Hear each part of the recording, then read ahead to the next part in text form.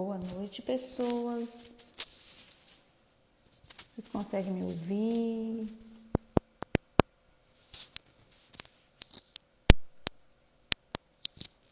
Conseguem me ouvir bem? Me ver, me ouvir?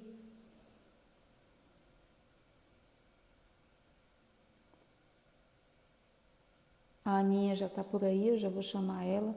Eu coloquei logo um fone, gente, porque aqui tá dando muito eco. Aí eu já coloquei logo um fone para evitar a fadiga. Oi, Aninha. Eu espero que a conexão fique bem. Primeira vez que estou testando a internet dessa casa. Vamos ver se vai prestar. Olá! Oi, Aninha! Tudo bem? Tudo jóia, jóia, jóia. Olha, na hora que você mandou a foto maquiada, o story maquiada, tu acredita que eu tava de perna pra cima ali mesmo? Minha filha, pois você é bonita naturalmente, é assim. Eu tenho que Aham, fazer todos os reboliços do mundo para ficar mais ou menos. aham, tá bom. Ei, Aninha, E aí, primeira, Tati?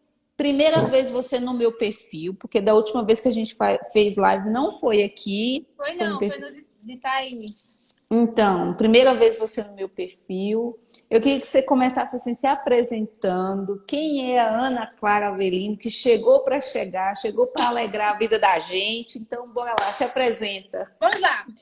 Eu sou Ana Clara Avelino.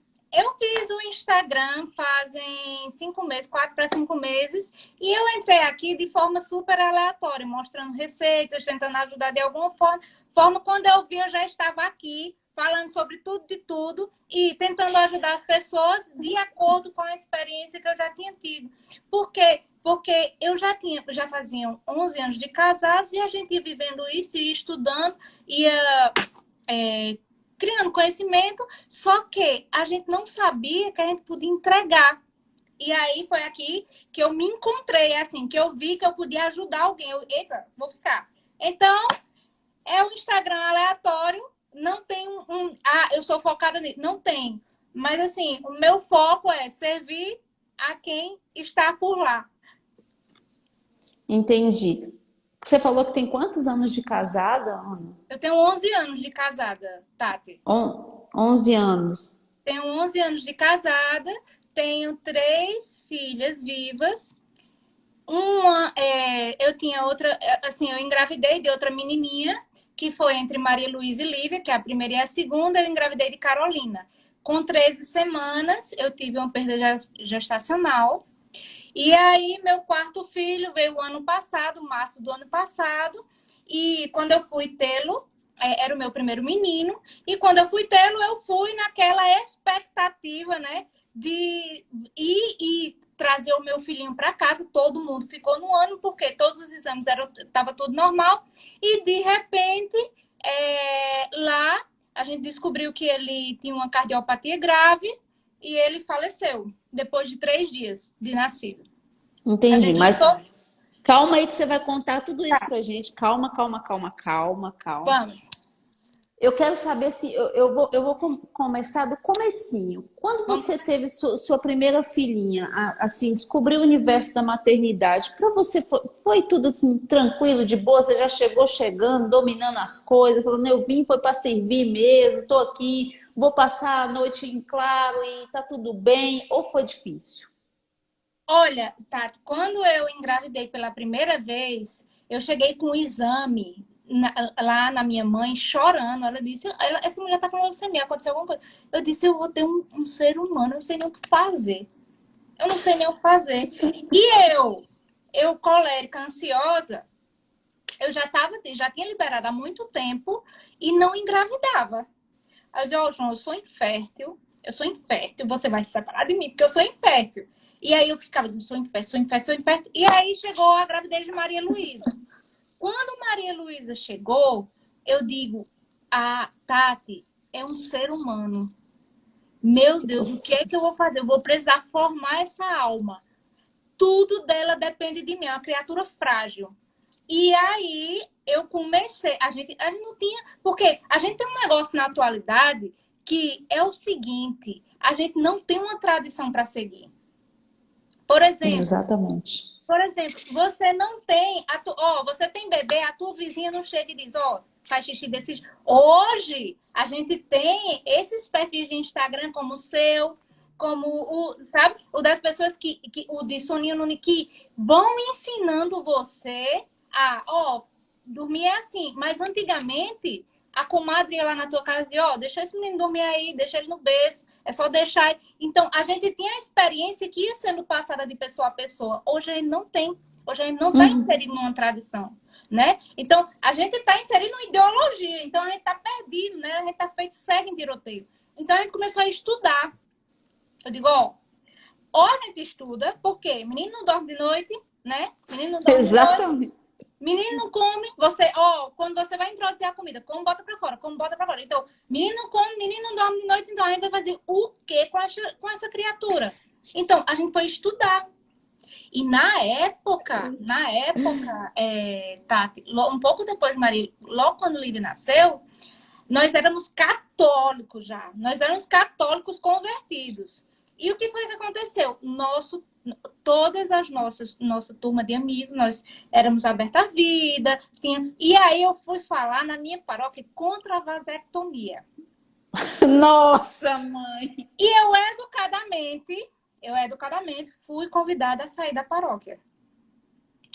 O padre me chamou no altar, eu e João, e a gente fazia parte de um movimento com jovens, e ele dizia assim, vocês estão na liturgia jovem. Eu quero convidar vocês a sair porque vocês não são mais jovens. Só que ele estava formando jovens. Então, assim, quando o Lívia nasceu, nós ficamos completamente sozinhos. Sabe? Nós ficamos completamente sozinhos. João, porque hoje, Tati, você vai concordar comigo que você tem mais anos de casado. Hoje é mais fácil. Eu encontro aqui na internet uma Tati, uma Thaís, né? Eu encontro uma Pu, eu encontro pessoas com quem eu posso Você encontra. E que entendem o que eu vivo, o que eu quero, quais são os meus objetivos. Na minha época, não existia isso.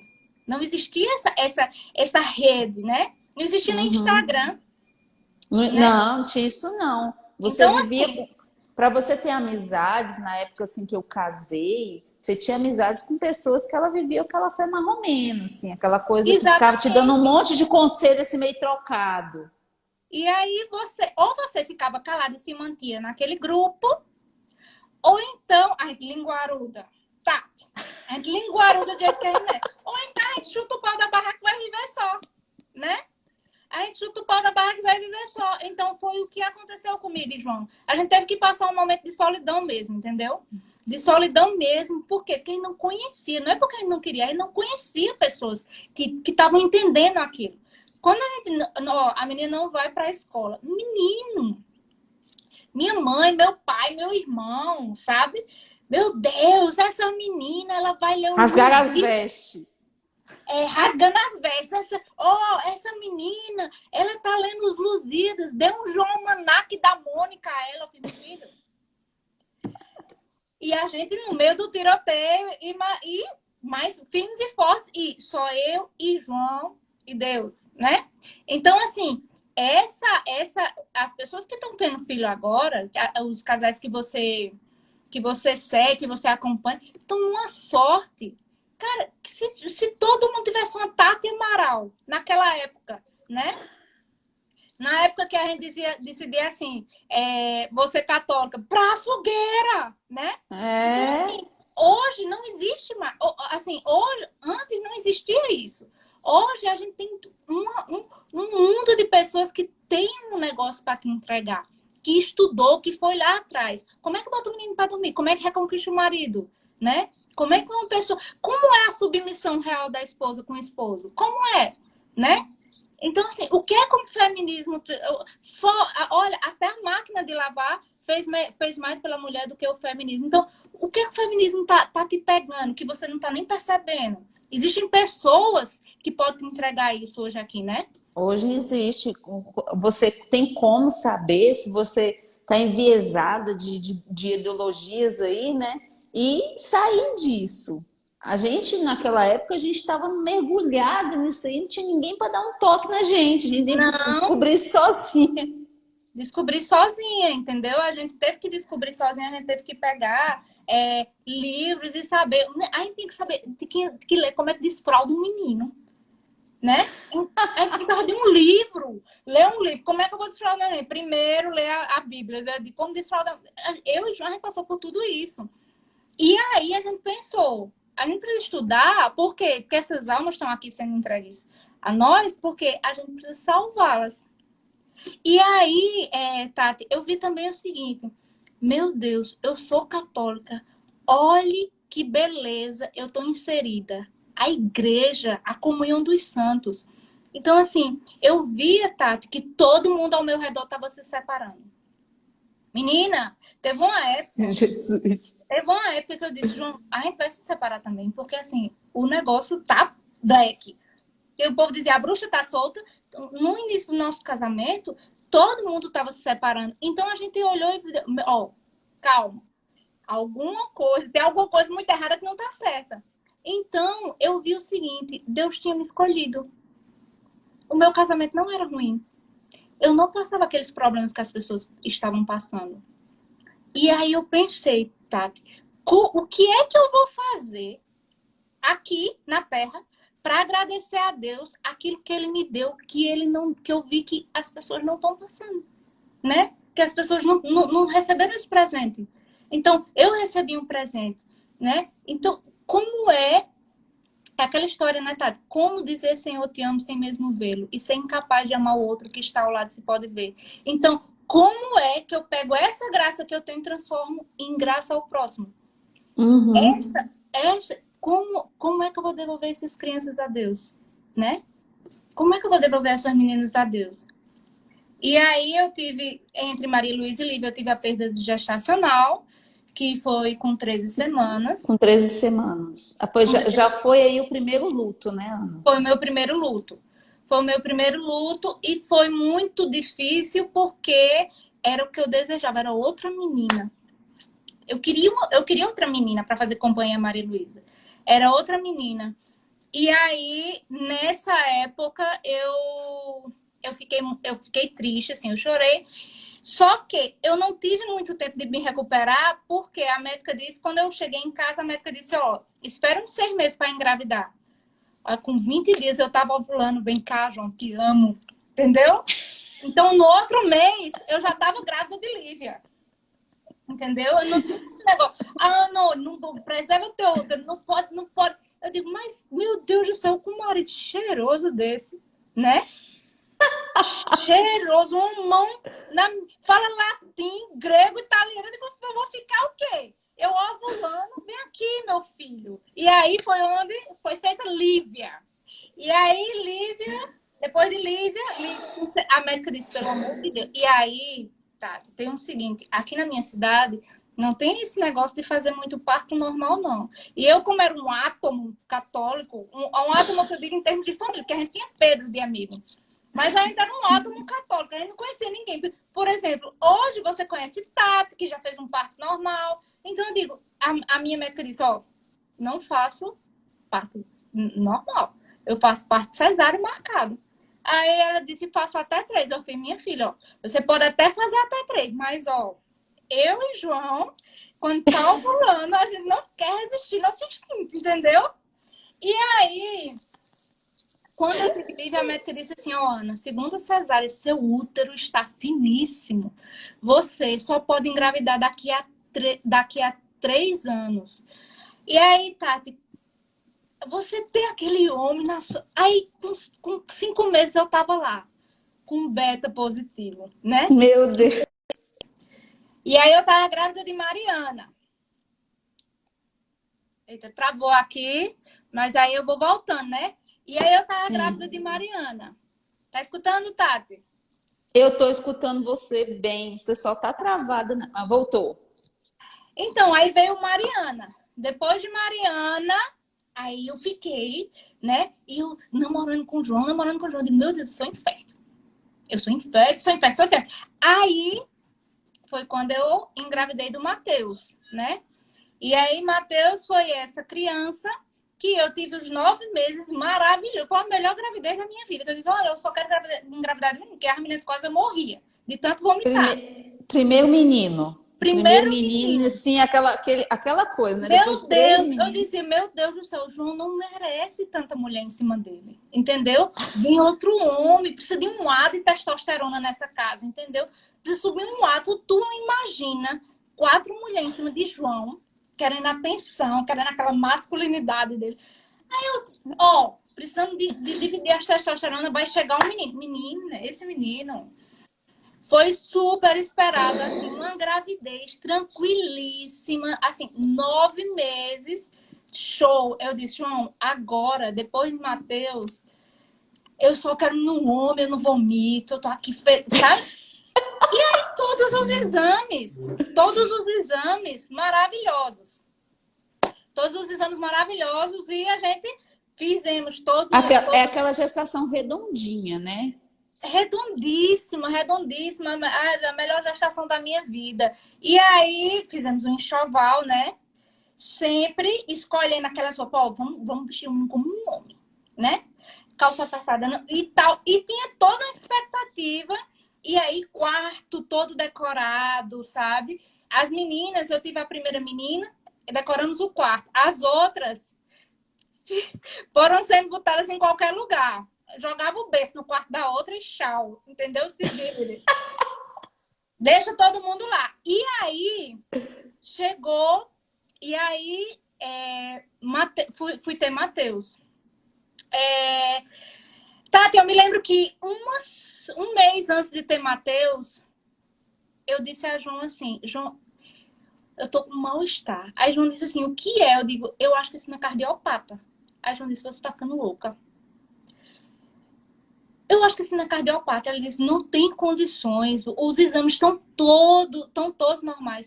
E aí eu fiquei Tu disse isso baseado em quê, Ana? em nada.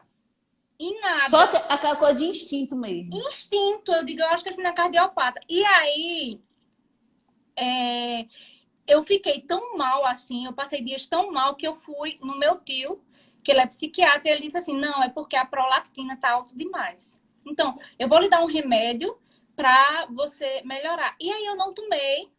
Chegou, olha, esse menino que ainda não saiu da minha barriga.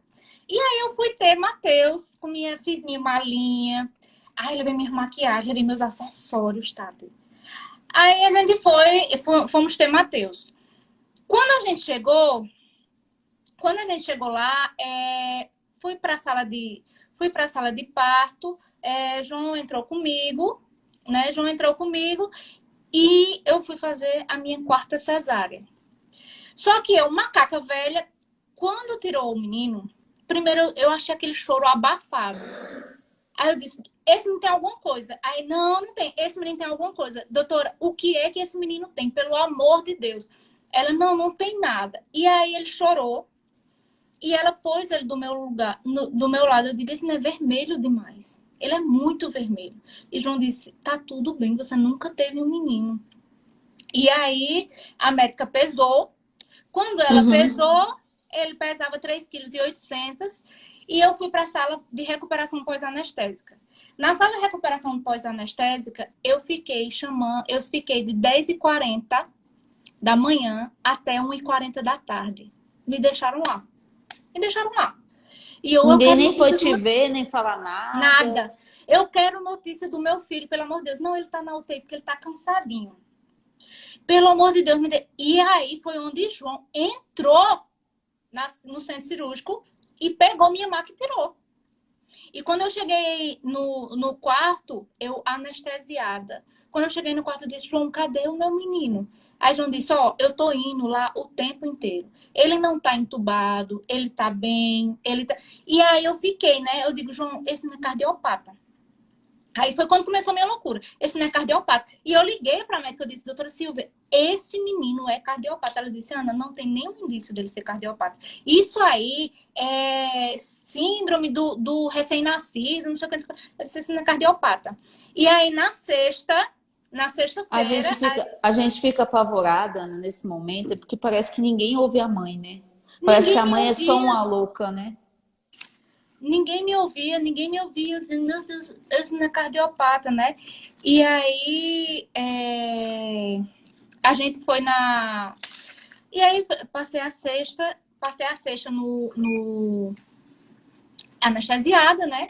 Alguns amigos foram lá, alguns amigos conseguiram entrar na UTI, viram como ele estava, e aí foi quando o João ia de 5. João voltava e disse, João vai lá de novo. Aí João disse, ele tá bem mesmo, né? Ele tá bem mesmo. Aí eu digo, João, esse não é cardiopata. E aí a médica disse assim, ó, Ana, eu acho que você tá ficando obsessiva. Aí eu disse, esse não é cardiopata. E eu não consegui dizer outra coisa. Fui dormir no outro dia, às 5 horas da manhã, eu levantei da cesárea, tomei banho, estava de pé, de 5 horas da manhã, de 6 horas podia ir na UTI. Quando eu cheguei às 6 horas na UTI, eu escutava o choro do menino de longe, ele chorando, sabe, Tati? Quando eu entrei na UTI, que eu vi, eu disse, eu queria ver, eu sou mãe de Matheus, tal. Aí ela disse assim, você é mãe do gordinho mais fofo dessa UTI? Aí eu disse, eu sou mãe do gordinho mais fofo dessa UTI. Aí foi quando eu entrei. Quando eu entrei na UTI, ele estava chorando. Quando ele chorou, eu pus a mão assim no peitinho dele e empurrei. Ele parou imediatamente de chorar. Eu disse, Matheus, olha, eu espero que você volte para casa. Fique bom, você pode ficar bom. A gente quer, olha, você tem 3 irmãs que estão... E eu ficava repetindo isso, sabe? Você tem 3 irmãs, olha, você é forte, você tá cansadinho, mas você vai ficar bom. E eu disse, Matheus, aguente. Aguente que assim, eu lhe quero muito. Mamãe, lhe quer muito, assim. Eu vou ficar aqui com você. E aí, Tati, eu cirurgiada conseguia passar 5 minutos com ele. Passava 5 minutos com ele, sentava na cadeira de rodas, minha mãe me levava de volta para o quarto. Quando eu chegava no quarto, eu queria voltar para a UTI. No sábado, nós fomos 32 vezes na UTI. E a médica que estava lá de plantão, ela se envolveu muito com minha história. Eu disse, doutora, eu quero levar esse menino para casa. Eu vim, eu tenho um lar esperando ele. Eu tenho uma vida esperando ele. Eu tenho um plano esperando esse menino. E a médica disse, não, vai dar tudo certo. Vai dar tudo certo. E aí eu conversava com ele. Eu ia para lá, apelar para ele, né? Matheus, ó, veja se você... E ele chorava, quando eu botava a mãozinha no peito dele, ele segurava com as duas, uma nesse dedo, segurava. Matheus, você vai ficar bom, você tem que ficar bom. Agora, ó, você é um menino forte, você é um menino que você nasceu gordinho, você é bonito, você volte para casa, porque eu preciso de você na minha casa. E aí, a gente depois desse dia, de noite, às 7h30 da noite, eu tenho uma amiga, a qual eu sou muito grata, que isso eu dizendo, isso não é cardiopata, e todo mundo dizendo que não. Ela ligou para mim e disse assim, Ana, eu acho que você tá muito obsessiva. Vamos fazer o seguinte, eu vou na UTI e examinar esse menino na sua frente. Eu vou examinar ele na sua frente e você vai ver que tá tudo bem. Eu disse, Ana, esse não é cardiopata. Aí ela disse, vamos fazer o seguinte, eu vou chegar aí. Aí ela combinou comigo de 7h30 da noite, estarmos de frente à UTI. De 7h30 eu estava de frente à UTI, ela disse, Ana, agora é a hora que você vai se tranquilizar. Eu vou entrar, vou examiná-lo, vou falar com a médica plantonista e vou lhe chamar para você entrar comigo e eu vou examiná-lo na sua frente para você, enfim, tirar essa noia da sua cabeça. E aí eu fiquei lá fora esperando. Ela disse, em 5 minutos eu volto. Tati, ela voltou com 1h30, toda paramentada. Quando ela voltou, minhas pernas, elas não ficavam em pé. De tanto que tremeu. Eu disse, Ana, o que foi que aconteceu? Ela disse, Ana, agora sim eu acho que ele é cardiopata. Ele entrou em choque e a gente conseguiu ressuscitá-lo. Aí eu disse, eu vou me dê pelo menos uma chance de trazer um padre para batizá-lo. E aí, nosso padre veio, ele estava instável, o padre não pôde entrar e o padre ficou das 9h30 da noite até 2 horas da manhã esperando para batizá-lo. De 2 horas da manhã, a gente batizou, ele estava entubado e quando ele se entubou, ele estava seco, assim, ele não estava mais inchado. Ele estava todo bonitinho, sabe, Tati? E eu peguei no pezinho dele, eu disse, Matheus, agora você vai ficar bom. E naquela hora, eu liguei para os médicos de Recife e já me programei para terça-feira estar em Recife. Aí, fui deitar. Minha mãe pediu um remédio para Você ia levar ele para um outro hospital? eu ia A levar ele sua... para o hospital de referência, porque ele era cardiopata e ele precisa fazer cirurgia, né? Uhum. E aí, eu fui dormir. Minha mãe, quem estava comigo, minha mãe, quem estava comigo no hospital. João ficou comigo, depois voltou para casa. E aí eu voltei pro quarto, são duas e meia por aí, de 4h43, eu comecei a me tremer na cama. Me tremer sem parar, sem parar, sem parar. Eu não conseguia. E aí lá vem as enfermeiras, com vários lençóis para cima de mim. Eu digo, eu não estou com frio. O que eu sinto não é frio. E aí minha mãe é uma mulher muito sábia, né? Eu disse assim, mãe, será que eu vou passar pela dor de perder um filho? Aí minha mãe disse assim, e se passar você vai fazer o quê? A vida não é essa belezinha que você tá vivendo com o João, não. De conto de fada, não. A vida, acontece coisas que você, que muda a vida de todo mundo. É uma esposa que perde um marido, é uma pessoa que quebra, é uma mãe que perde um filho. A vida real é essa. E ai de quem, minha mãe disse, e ai de quem não aceita que passa o resto da vida se contorcendo, se contorcendo, se contorcendo e não sai do canto. Ai de você, se esse menino falecer e você não continuar. E aí, eram 5 horas da manhã, eu fui dormir, de 5h30 eu já estava de pé. Tomei banho, minha mãe também não dormiu. Tomei banho e quando foi 6 horas em ponto, hora de Nossa Senhora, eu disse, mãe, vamos na UTI? Aí a mãe disse assim, vamos. Só que aí lá vinha a técnica de enfermagem, que disse assim, o pai do bebê que nasceu aqui ainda tá por aqui. Aí eu disse, não. Aí minha mãe correu. Quando minha mãe correu, eu fiquei me tremendo, né? E aí, quando minha mãe chegou, minha mãe já chegou chorando. Minha mãe disse, não teve o que ser feito. Não teve o que ser feito. Aí eu operada, me joguei no chão. Foi um desespero tão grande, que eu disse, mãe, pelo amor de Deus, o que é que eu vou fazer sem esse menino? Como é que minha vida, a partir de agora, que tinha um menino que não vai ter esse menino? E aí minha mãe ficou calada, eu liguei para João veio correndo e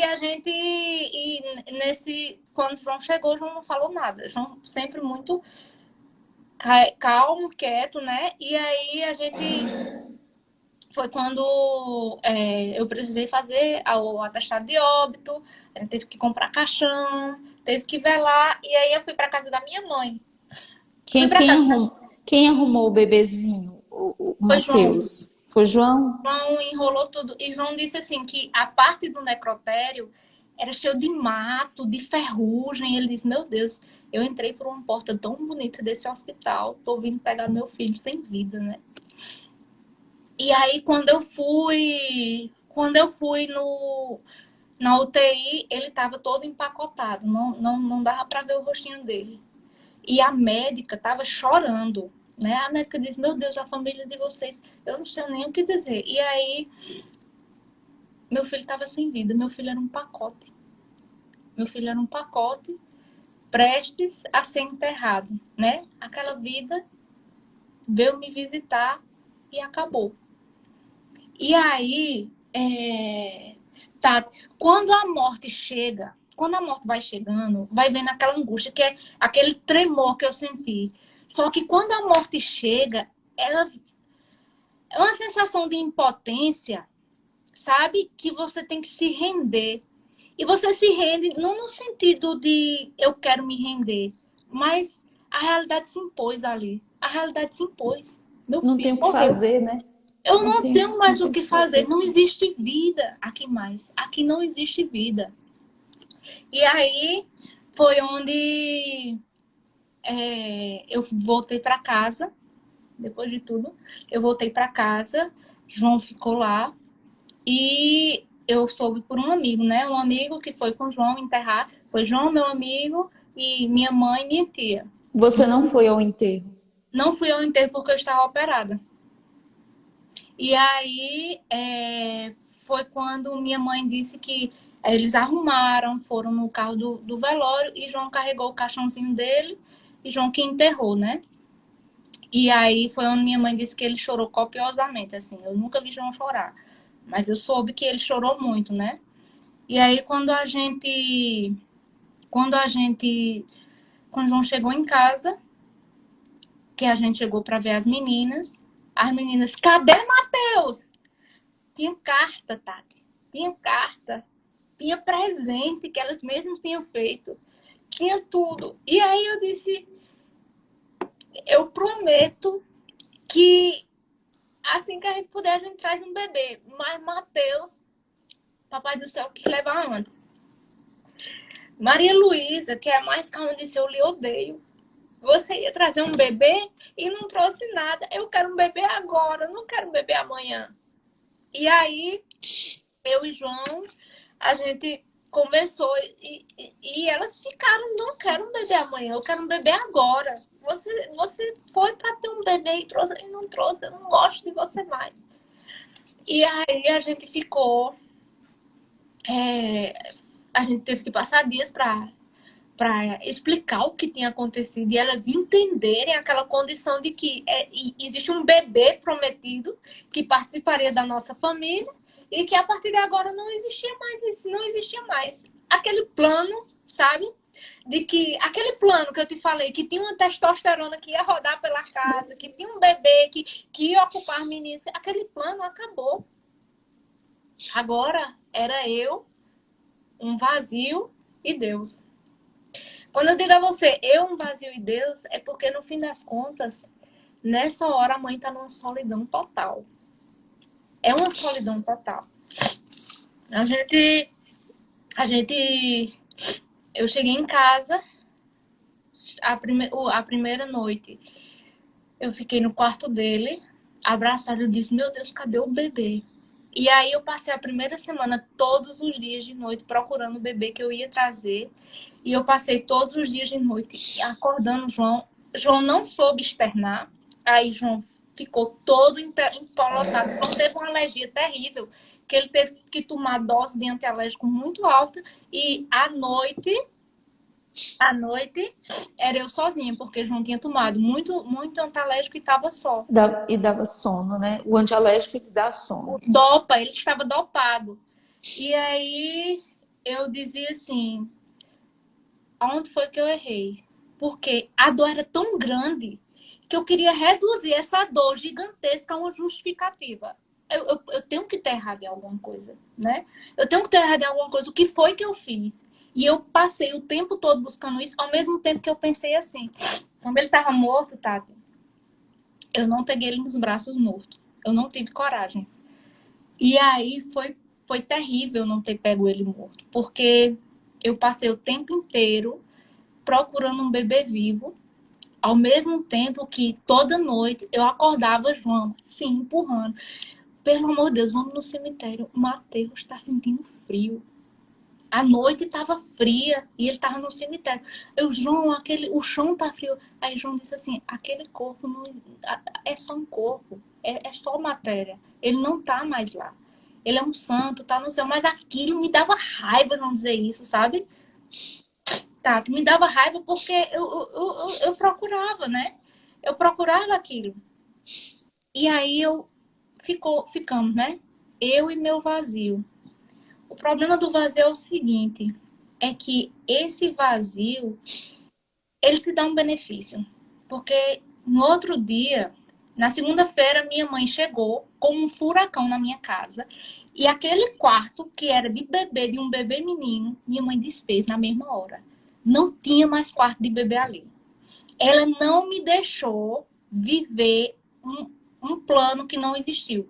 Ela limpou tudo, sabe? E isso me ajudou demais, porque eu acho que se aquele quarto ainda tivesse com o cheiro e com o gosto de um bebê, eu teria enlouquecido.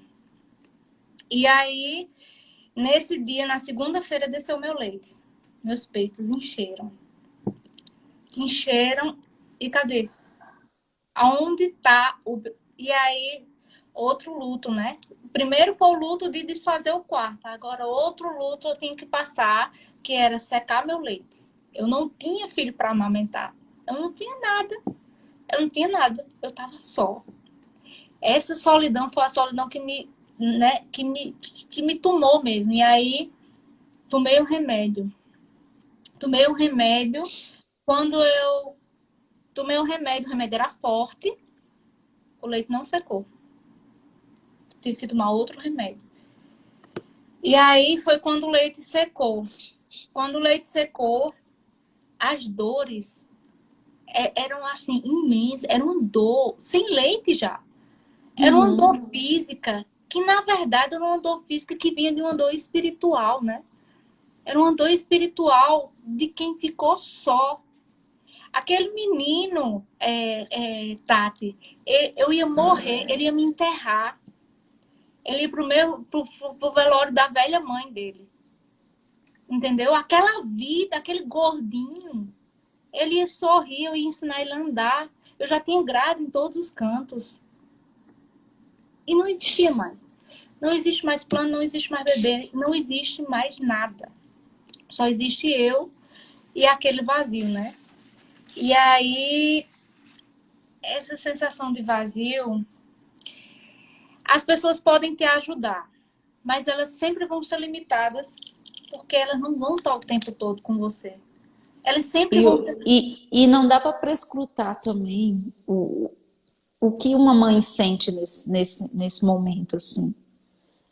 Eu acho que é algo muito, como você falou, é a solidão mesmo. Aquela, por mais que sua mãe tente te consolar, seu esposo tente te consolar, um padre, todo mundo pode tentar te consolar, mas eles não conseguem adentrar lá dentro mesmo do coração. Ali só Deus vai conseguir fazer alguma coisa, porque eu acho que é uma dor muito grande, porque inverteu, como você disse, inverteu a ordem natural da vida, né?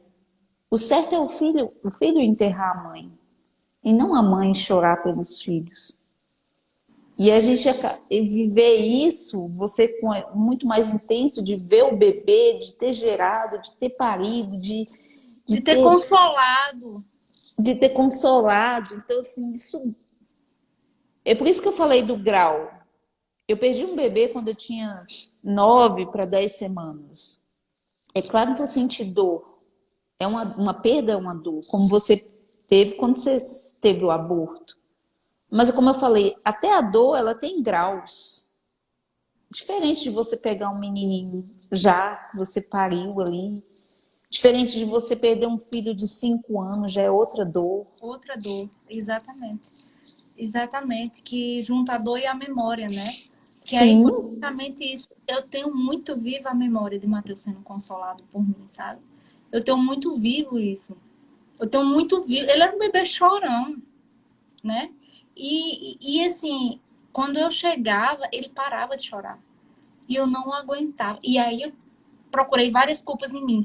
Por que eu não fiquei direto naquela UTI? Eu não aguentava ficar na UTI.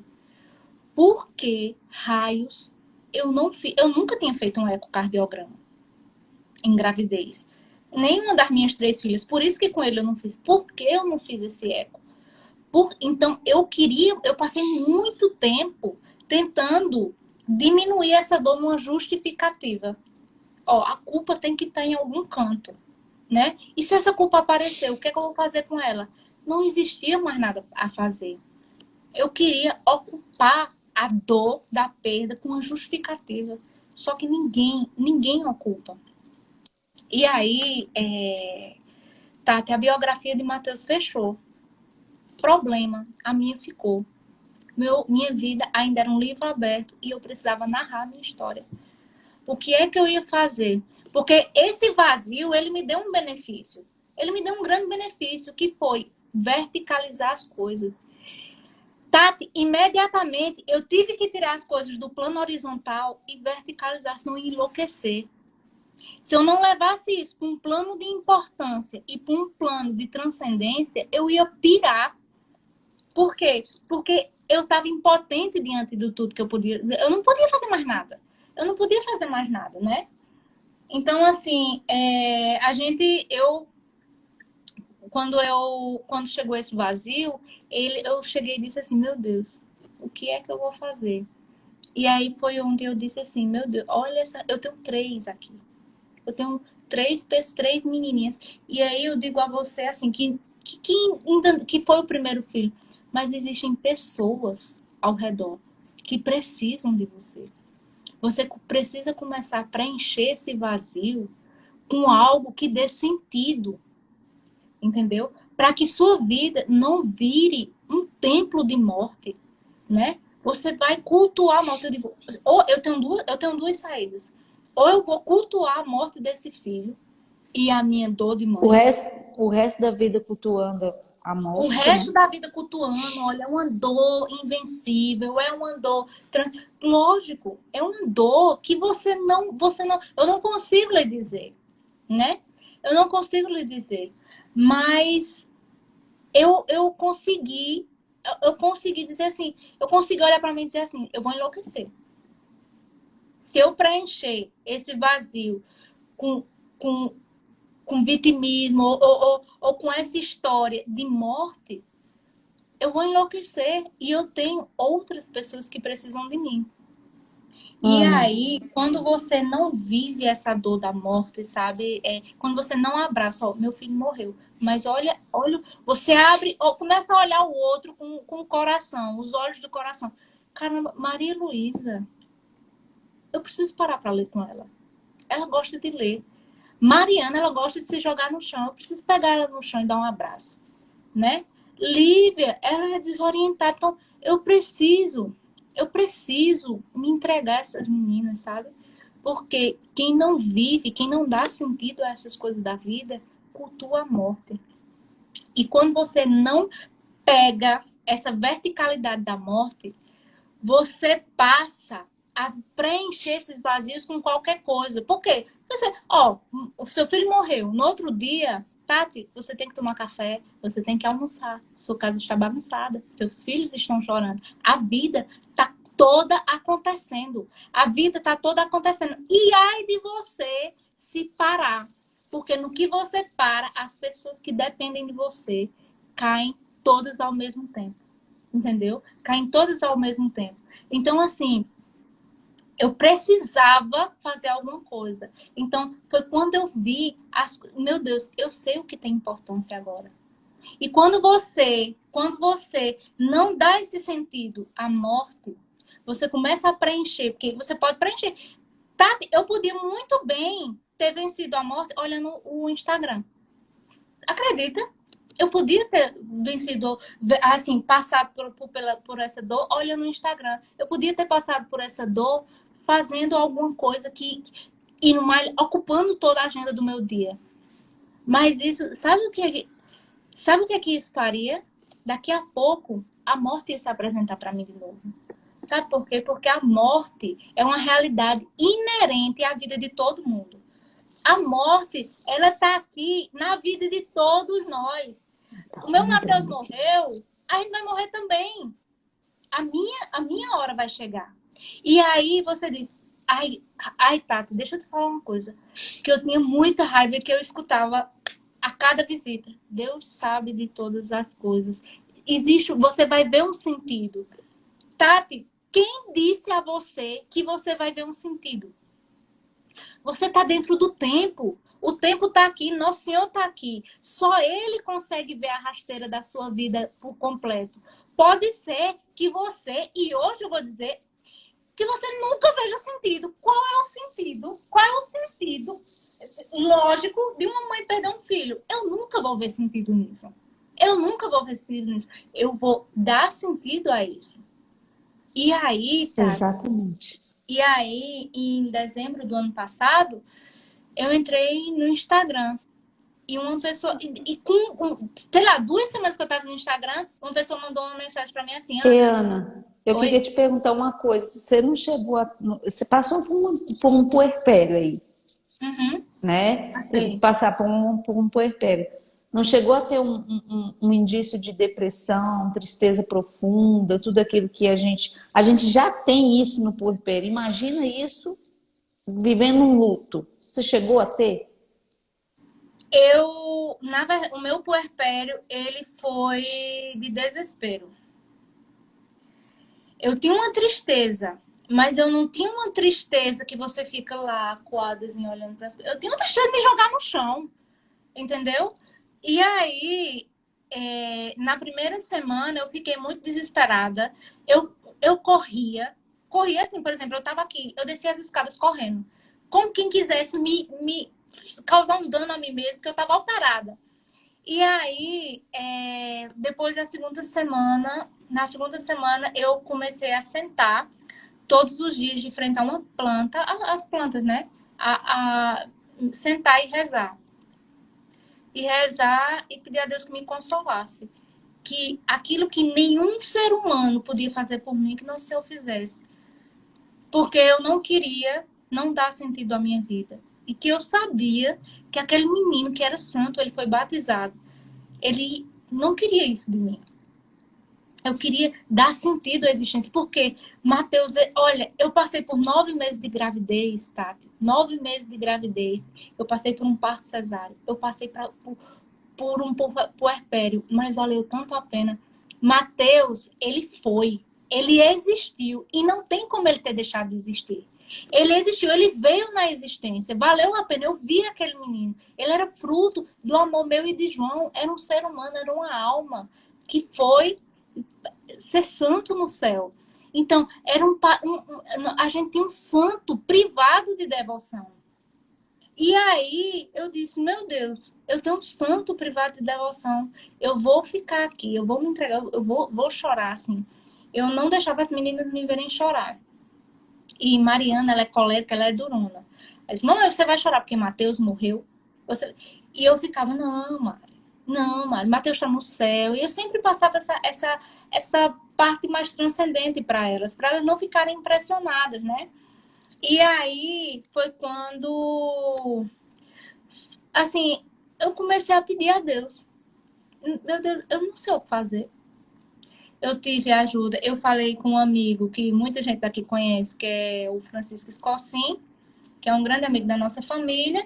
E Escocim botou um anjo da minha vida, que foi Veridiana Bones, ela é psicóloga e ela me acompanhou e ainda me acompanha, ainda hoje. E ela me ajudou muito. E hoje eu estava conversando com ela disse assim, Ana, lembra de falar de você sempre querer achar uma culpa em alguma coisa que você fez. Existia sempre, era sempre, tem que ter alguma coisa, né? Tem que ter alguma coisa que eu fiz, porque olha que soberba. Eu, dona da vida e da morte, fiz alguma coisa e aí meu filho morreu. As circunstâncias não eram comandadas por Deus, era comandada por mim. E aí eu procurei por muito tempo isso. E no meu puerpério, a primeira semana foi bem de desespero. A partir da segunda semana, eu comecei a rezar e a pedir a Deus por tudo, pela minha vida, que o Senhor sonhou desde o início, desde a criação do mundo. Me dê um consolo. Me deixe, sabe, não me deixe perecer nessa morte. Não me deixe ficar presa, né? Nessa morte, porque se eu ficasse presa nessa morte, eu ia prender toda a minha família na morte, né? Eu ia prender toda a minha família na morte. E aí, olhe só, Tati, eu precisei, eu precisei perder um filho e trazer vida. E quando eu cheguei na internet, aqui no Instagram, eu digo, vou movimentar meu Instagram. Na segunda semana, eu sempre fui engraçada, sempre fui animada e tal. Na segunda semana, uma pessoa disse assim, Ana, eu vi sua live com o Pedro e eu desisti de me suicidar. Ou seja, ali, com a experiência que eu tinha, eu podia trazer vida. E quantas pessoas, quantas e quantas mães disseram assim, Ana, é uma dor insuportável. Insuportável. Mas você veja, Tati, aquilo que você não suporta, o nosso Senhor suporta por você, né? Quem diria que diante de uma cruz, sangue, né, ensanguentado, ia sair uma vida? Quem diria que daquele cemitério que João enterrou o filho, a gente podia entregar hoje a vocês alguma coisa? Quem diria? Quem diria que da morte a gente podia gerar vida? E a gente só pode gerar vida quando a gente diz o seguinte: eis-me aqui, Senhor, eu estou aqui para dar sentido à vida, não a minha, mas a sua, que espera por mim, né? Existe um rombo no seu coração, no coração de Tati, que só eu posso preencher, tá? Existe um espaço no seu coração, Tati, que é meu, e dessas 1.250 pessoas, ninguém pode substituir, só eu posso. E se eu me entregar à morte? E se eu ficar presa naquilo que me aconteceu? Que foi terrível mesmo. É terrível uma mãe perder um filho. É terrível, mas deixa eu lhe dizer, a dor, ela precisa ser transformada em vida, né? Ela precisa ser transformada em vida, porque a partir do momento que você pega essa dor e você fica no canto de parede, você começa a matar não só a si mesmo, mas você começa a matar todo mundo ao seu redor. Tem coisa pior, Tati. Tem coisa pior do que uma pessoa que faz 3 anos que tá de luto e diz, não, mas é porque, olha, meu pai morreu há 2 anos atrás de uma forma muito trágica e não sei o quê. Cara, deixa eu te dizer uma coisa. Você não é um coitado por isso. A morte é uma realidade inerente a todos nós. Você que tá aí, que nunca perdeu nada, você vai perder alguma coisa. Você vai perder as pessoas que estão... Você vai perder. Por quê? Porque, no fim das contas, você não foi feita. Eu não fui feita para João. Eu não fui feita para minhas filhas. Eu fui feita para Deus. Nosso Senhor me criou para que eu vivesse e me santificasse para Ele. Para que um dia, essa família que a gente está construindo aqui, essa família, essa Tati, seja família no céu. Imite aquela trindade. A trindade é família, né? Então, assim, se você fica no canto de parede, eu sei a dor que existe, que é uma mãe perder um filho. E é difícil, né, Ana? É difícil, É muito mas difícil. se torna ainda mais difícil, mais pesado, como você disse, quando a gente pega a nossa dor e faz ela o centro da nossa vida. A gente pegar o luto, a morte, a dor e fazer dela o centro da nossa vida. E contar, e vamos dizer, ter uma biografia a escrever e viver o resto da vida contando a partir só desse ponto. A partir só desse ponto, Tati. E assim, é muito fácil. Isso aqui todo mundo diz, é muito fácil para você olhar para uma mãe que perdeu um filho e dizer, olha, passa. A vida continuou. A sua vida continua. É muito fácil. Não, não é muito fácil. Eu passei por isso. E eu vou te dizer, olha nos teus olhos, a vida continua. A realidade está ali, pronta para receber o teu serviço, para que outras pessoas possam, através de você, conseguir ir para o céu. A tua função no mundo é santificar outras pessoas. Através de quê? Através do teu serviço, através da entrega. É você se associar com o nosso Senhor, que sentiu todas as dores. Todas as dores do mundo foram sentidas ao mesmo tempo no Calvário. E você dizer assim, está tudo consumado, né? E depois daquela cruz, gerar vida. Hoje, a gente morre, existe um negócio chamado ressurreição, né? Eu posso ter meu filho no céu. Por quê? Por causa daquela cruz. Eu posso ter um filho santo. Eu posso ter uma devoção privada. Por quê? Porque eu tive uma pessoa que se sanguentou por mim. Que quis morrer, né? Quis morrer para me dar vida. Então, assim, existe uma realidade na morte, Tati, que a gente pode treinar diariamente. Que é o quê? É você morrer aos poucos. Você se mortificar. Por exemplo, quando você olha aquele prato bem gostoso de comida e você não resiste a ele, Você quer comer, o que é que você quer? Você quer dar vida. A gente quer uma pseudo-vida, a gente quer migalha nesse mundo. Você tem aquele vídeo de pornografia, você quer... Por que você assiste ele? Porque você quer dar vida à sua vida. Aquela adrenalina, você quer dar vida. E aí, depois disso, imediatamente vem o quê? Vem aquela sensação de morte, né? Por quê? Porque tudo na vida é tocado pela finitude. Tudo acaba, até o prazer acaba. Até as coisas mais terrenas, mais besta, né? Que é nossos vícios. Assim, até uma comida, você come. Vamos dizer que você gosta muito de um hambúrguer, você come o melhor hambúrguer do mundo. Vai comer o segundo. Aquele tesão acabou. A finitude tocou aquele objeto, que é o hambúrguer. Imagina a nossa vida. Como ela não é tocada pela finitude. Como as coisas não caducam. Como as coisas não caducam. Por que em meio a uma pandemia? Porque em meio a uma pandemia todo mundo se desesperou. Porque a morte, ela não é natural. Né? A gente quer vida. E a gente quer vida em abundância. Né? Só que para a gente conseguir essa vida em abundância, a gente vai precisar passar pela morte, sabe? E esse sacrifício de você, aos poucos, conseguir ir morrendo aos poucos para dar vida ao outro. Quando você resiste a uma comida, por exemplo, Tato, você resistiu a uma comida, você morreu um pouquinho para dar vida a si mesmo. Por quê? Porque se você se afogar em comida, você vai virar uma pessoa doente, né? Então, o ser humano, ele é capaz de se matar de uma forma negativa, ele é capaz de entregar a pornografia, a comida, a fofoca, ele é capaz disso para ver se acha essa vida de abundância. E aí, eu lembro daquilo que Santo Agostinho diz: meu coração está inquieto, Senhor, e não repousa até que descanse em vós. Então, essa tua sede de vida que você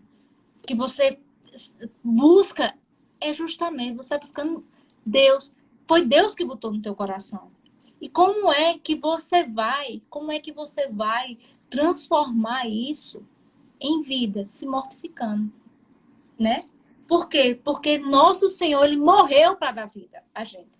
Ele morreu para trazer vida. Então, sem a realidade da morte, não existe vida. Entende? Não existe, Tati, uma sexualidade saudável num casamento onde você não morre, não mata aqueles instintos, né? De pornografia, que você sai do sexo natural para o sexo antinatural esdrúxulo. Não existe. Se você não morrer um pouquinho e resistir àquela realidade, você é um animal. Você é um animal entregue à morte. Você busca tanto a vida que você só encontra morte. E aí as pessoas que estão com depressão, né, Tati? Que existia uma época, Tati, que tem um doce chamado macarrão, que ele é um doce muito delicado e que eu passava muito tempo para fazê-lo. Tinha uma época que eu pensava tanto em Mateus e como poderia ter sido aqui em casa, que eu comecei... E assim, o macarrão é o seguinte, se você não se concentrar muito nele, ele murcha. Então, eu comecei a fazer todos os dias macarrão. E eu passava horas de frente ao forno, esperando ele crescer.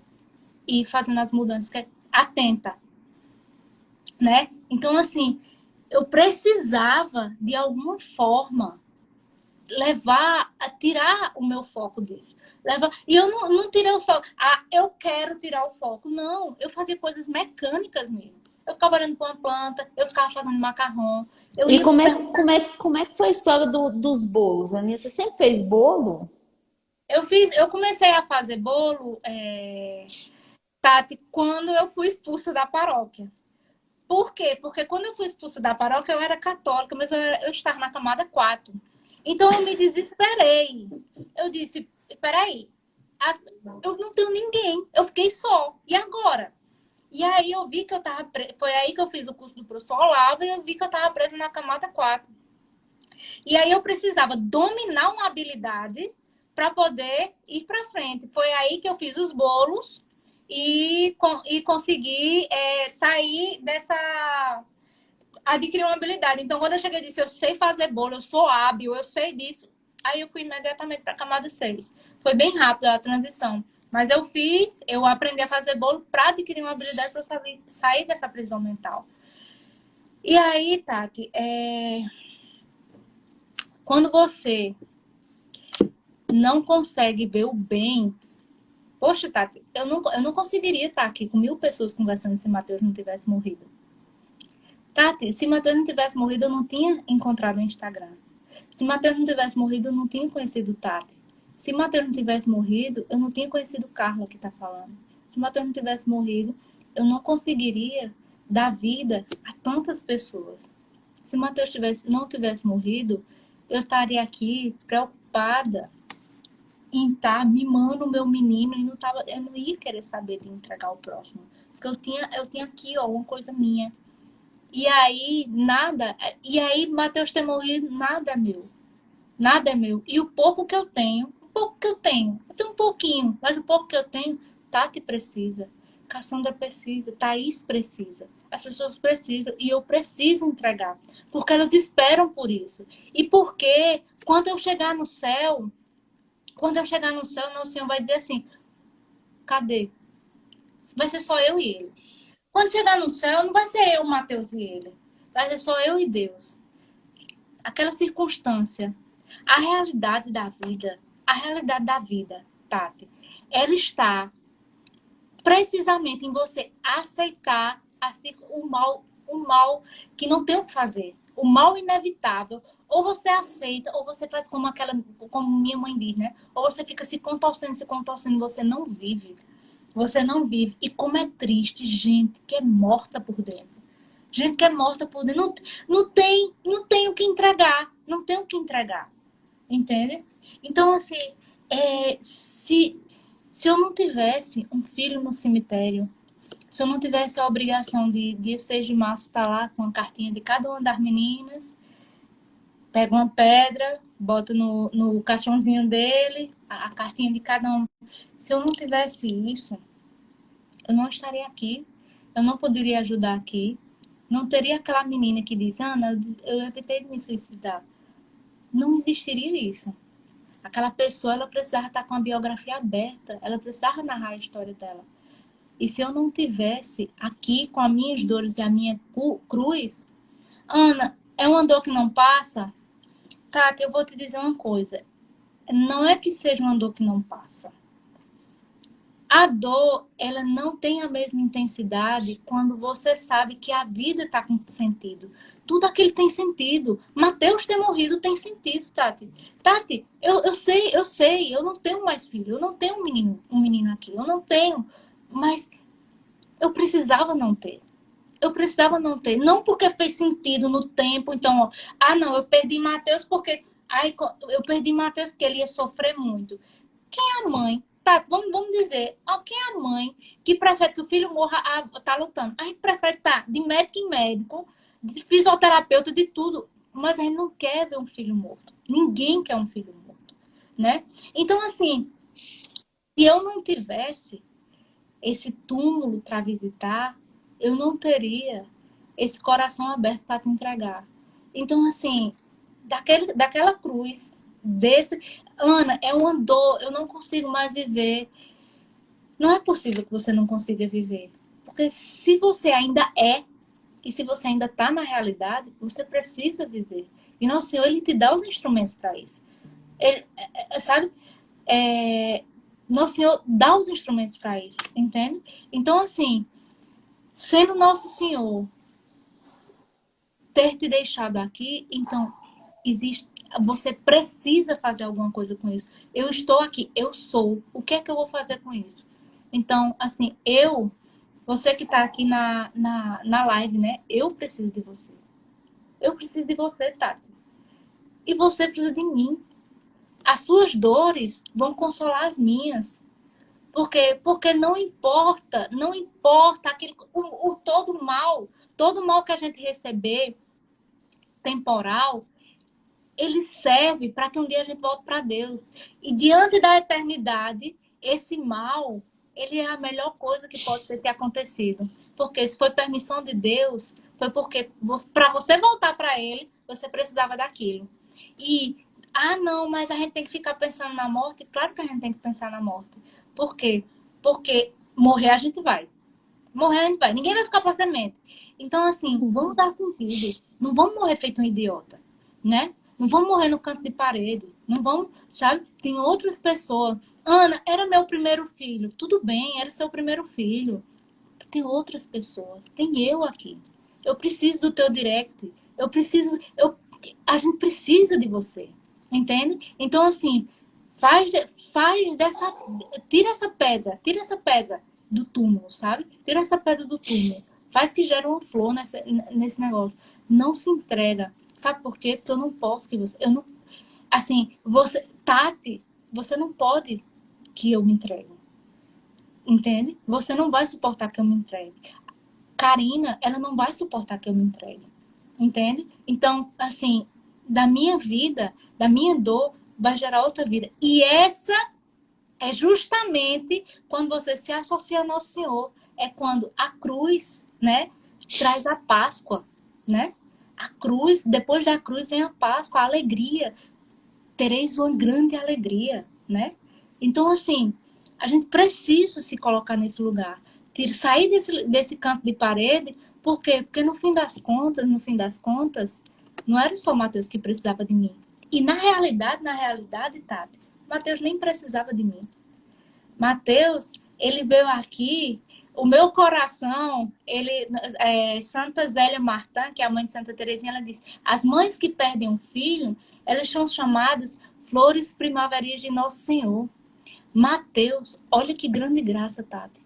Os teus filhos que estão aí, as minhas meninas que estão aqui, elas são crianças, elas têm infância, mas elas vão experimentar os perigos do mundo. Quanta coisa ruim elas vão experimentar. Nosso Senhor, ele não deixou que Mateus experimentasse. Mateus atravessou esse mundo sem experimentar os perigos que ele ia lhe oferecer, sem experimentar o sofrimento que a gente hoje sofre, sabe? Então, assim, de boa vontade, eu aceito ter perdido esse menino. Eu aceito ter perdido esse menino não por mim, porque eu queria ele, mas eu aceito por você, eu aceito por João, eu aceito pelas meninas. E é isso. Aceitar e reabsorver as circunstâncias tem que ser o centro da nossa vida. E não se entregar e ficar no canto de parede. Eu só tô aqui, eu só posso fazer essa live por isso. Porque eu disse, sim, Senhor, eu aceito. Eu não tenho o que fazer. Eu me rendi. Ana, eu tava tô tentando segurar o choro já faz tempo, né? Mas eu queria abrir um parêntese, assim, pegando o gancho aí de você contar a sua experiência, para falar de uma amiga nossa que também hoje está passando exatamente por um processo parecido com o que você passou, que é a Célia, né? Uhum. A gente marcou essa live antes, foi quinta? Foi antes. Foi quarta ou quinta que a gente marcou a live, né? Na verdade, desde semana passada que a gente tá falando, vamos marcar, que dia que a gente vai marcar? E quinta a gente acertou de fazer a live hoje. E ontem nós ficamos sabendo que nossa amiga Célia perdeu o José, o primeiro filhinho dela. E tem uma parte que você contou aí que você não pegou o Mateus no colo, né? Tem uma foto da Célia que ela... Com ele nos braços. Célia pegou ele nos braços. Eu disse, meu Deus, por que eu não tinha feito isso? Então, assim, saber que quando a gente perde um filho, você contando sua história, a gente não se sentir única no mundo, como se Deus tivesse usado para ferir a gente, como se a gente fosse único. Meu Deus, só eu estou passando isso. Não, como diz, Santa Zélia também perdeu. Para quem é mãe, e eu até queria indicar isso, eu queria não me esquecer de indicar, quem puder ler as cartas de Santa Zélia, o livro da história, da biografia dela, a parte que ela conta das perdas é muito tocante, é muito tocante. Eu já li, eu faço novena de Santa Zélia de vez em quando aqui no perfil, né? E eu gosto de ler o livro. Quando ela conta a perda da Helena, da Maria Helena, para mim todos doem. mas a da Maria Helena, para mim, é uma dor assim que parece que eu consigo sentir ali. Que é a menina que morre nos braços dela e tinha quase 5 anos e Anos. pouco. Então, assim, é uma dor. E Santa Zélia, ela conta depois, ela reverbera essa dor, assim, sempre, mas resignada, forte, lutando pelos outros filhos. Mas ela não deixa de dizer, dói, dói. Então, assim, de certa forma, a gente encontra consolo de saber que uma santa também passou pelo mesmo. Uma santa. Deus não poupou uma mulher que estava ali próxima a ele, próxima, vida de oração, de missa de 5h30 da manhã. Ele tirou os filhos dela e ela soube viver, ela soube ser resiliente àquela dor. Tem uma parte que ela fala assim que se pudesse ela até morria. Mas ela tinha que continuar vivendo por causa das outras meninas. E eu acho que é bem isso que você quer dizer, que a gente tem que continuar vivendo. As mães que perdem os filhos têm que continuar vivendo por causa dos outros filhos, por causa das outras pessoas, por causa da família, por causa do esposo, por causa da mãe, por causa da... A gente tem que olhar, começar a olhar o outro, parar de olhar para nós, para nossa própria dor, né? Eu acho que é esse o ressignificar que você tanto fala, de começar a entregar mais. Da vida aquela morte, sabe? Dá uma cara de morte na família. Quantas e quantas famílias, Tati, você conhece que a família é focada? Tanto é que muitas pessoas que chegaram aqui me seguem e não sabiam que eu tinha perdido um filho. É a família que a história é contada a partir do filho que morreu. Né? Isso era uma das coisas. Eu digo, quando eu entrar no Instagram, por favor, não vamos contar minha história a partir de Mateus. Vamos contar minha história a partir dessa ressurreição. Né? E aí, Tati, temos quantas pessoas? Passei um ano, vou dizer uma coisa, só Tati sabe aqui, né? Passei um ano tentando engravidar. E assim, um mês depois que o Matheus morreu, eu já estava nativa com o João. Eu digo, João, eu preciso ter outro filho. E eu não engravidava. Então eu disse assim, depois de Matheus, vem a infertilidade. Olha que cruz. E aí, semana passada, eu descobri que eu estou grávida. Então, assim, da vida gera vida, da morte veio vida e estou esperando outra vida. Peço que todos rezem por mim, né? Para que essa vida floresça e que a gente possa ter, ter essa vida aqui conosco. E é isso, eu estou anunciando aí, na sua live, Tati. Um anúncio assim, né? Grande novidade. Eu vos anuncio uma grande alegria. É essa, entende? É essa. Tati, eu posso gerar outra vida, entendeu? Nosso Senhor tocou no meu útero de novo. Eu tenho uma graça, eu posso. Existem outras pessoas, outras vidas que podem ser geradas, né? Então, assim, é isso que eu digo. As mães que perderam um filho. A gente não conta a história a partir daquele filho. Conta a história a partir da vida que você pode dar diante daquela morte, daquela verticalidade que a gente passou. E sobre Celinha, eu só queria dizer assim, Tati, que eu consolo a dor dela com a minha dor. Assim, Nosso Senhor, que ela console Nosso Senhor na cruz, né? Porque, ó, Senhor, eu entrego essa minha dor. Porque quando tu estavas sozinho, eu estava aqui, ó, né?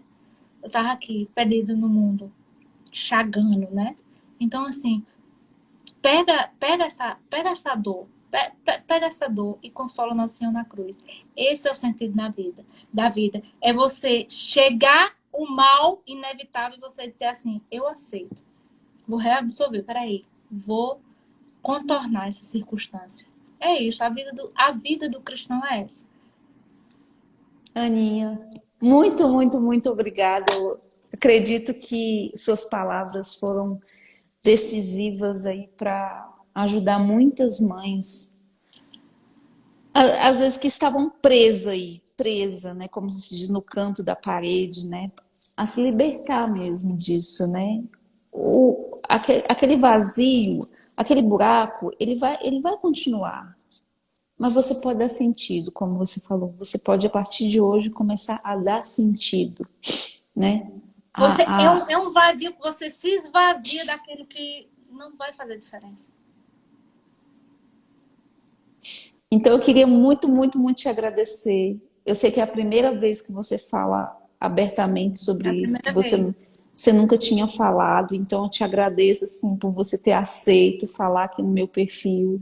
Eu sei que não é fácil a gente falar e reviver tudo que passou, mas assim, é por um bem maior. É para ajudar também outras mães. Sim. É para ampliar o horizonte de outras mães. Então, eu queria muito, muito te agradecer. Eu queria falar também que você continuasse muito com o seu trabalho no Instagram, porque é diferente, Ana. Você é uma pessoa que só da gente te ouvir dá vontade de sorrir. Eu não sei. Você dá vida mesmo. Você tem essa luz, um brilho especial. Então, assim, desde a primeira vez que eu te ouvi, gente, que menina é essa? Eu conhecia ela do auxílio no parto, olha aí. Eu conhecia ela do auxílio no parto, mas era só nas mensagens. Não sabia que ela tinha esse brilho, esse sotaque, essa coisa maravilhosa. Gente, que mulher é essa? Peraí, que eu tenho que conhecer ela mais. E aí foi que a Ana Pu falou, ah, minha. E aí as coisas foram se estreitando. Eu falei, gente, ela é maravilhosa. Continua o seu trabalho que você vai trazer alegria, trazer vida a muita gente, como você disse. E eu te agradeço muito por essa live. Eu que agradeço a você, Tati, por me chamar aqui, pela sua amizade. Agradeço a todas as amigas que eu fiz, assim, aquela solidão que eu passei naquela época que eu saí da paróquia, eu não passo mais. Olha quantas amigas eu tenho. Minhas amigas estavam todas aqui, Thaís estava aqui comentando. Olha que grande alegria. É isso. Ana, obrigada. Beijo. Ó, quem tá no meu perfil aí, sigam a Aninha, que lá vocês vão encontrar de tudo e De vão um rir tudo! muito, e vão rir muito e vão ficar muito felizes. E E além fica de comigo, que a gente vai rir. A gente vai rir. e além de dicas dessa personalidade forte, né? Você, maravilhosa, e o povo vai aprender também a ter uma personalidade forte também. Muito bem. Eu espero vocês Aninha, lá. E quem for do foguete, por favor, siga Tati. Por favor, por favor. O perfil de Tati é maravilhoso. E vai chegar o desafio, né, Tati? sim, dia 23, quinta-feira, começa o desafio. Né? Eu coloco no Instagram fechado para a gente ficar lá só tricotando, só nós mulheres. Vamos falar só de, né, matrimônio, relação sexual, intimidade, como é que Menina, conquista o marido, como é que seduz o marido. Vamos lá, vai ter tudo lá. vai todo mundo lá. Tati, boa noite. Um beijo para você. Beijo, Ana. Brigadão, beijo. Tchau. Obrigada, tchau.